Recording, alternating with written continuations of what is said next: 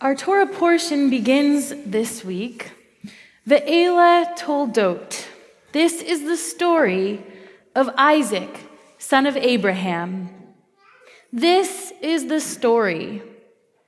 Stories have always been central to Jewish text, tradition, and ritual.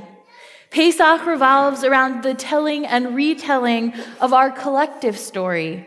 The reading of Torah itself invites us to revisit the origin story over and over every year.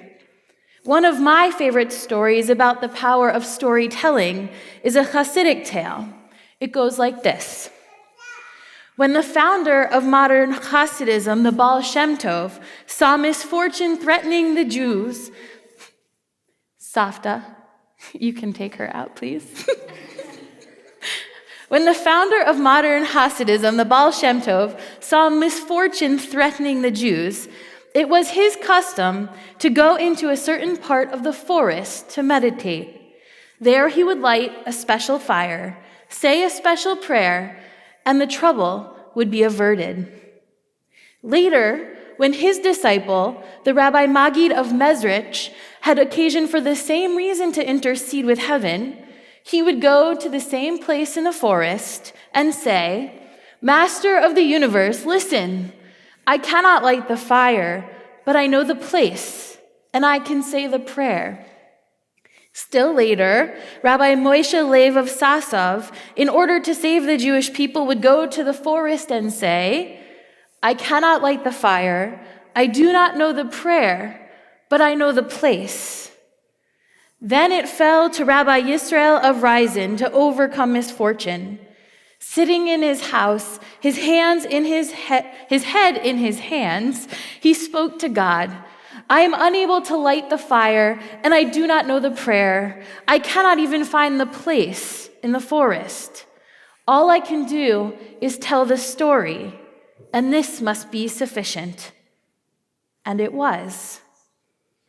Even without the fire, without the prayer, without the particular place, knowing there once was a fire and a prayer and a particular place was powerful enough to help overcome misfortune. Stories are important. But as I was studying this story with my chavruta, my study partner, we wondered together, what about the generation that follows Rabbi Israel of Ryzen?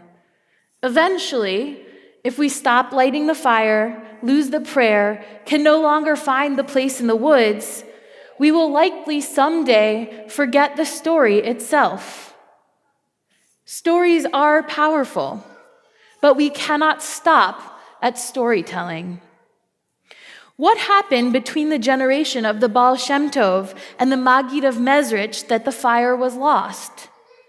How did the following generation forget the prayer? And what must have changed in the world to prevent a further generation from finding the place?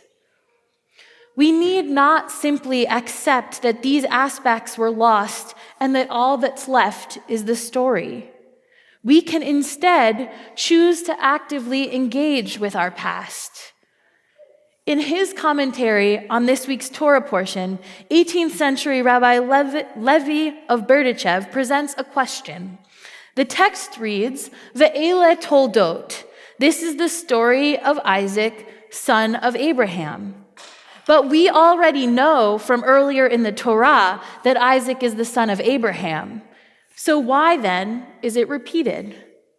What additional learning can we glean from the repetition? The Berdichever Rebbe responds that in re-emphasizing Isaac's parentage, we learn that unlike in previous generations who traced their ancestry back solely to their own parents, all of Yitzhak's offspring, in other words, all Jewish people, would trace themselves all the way back to their founding patriarch, Avraham. We are our parents' children, but we know well that we are not solely our parents' children. We are descended from generation upon generation of ancestors. We are the recipients of so many stories of fires lost and found, prayers prayed and forgotten, and special places discovered and destroyed. But Rabbi Levi of Berdichev takes this lesson one step further.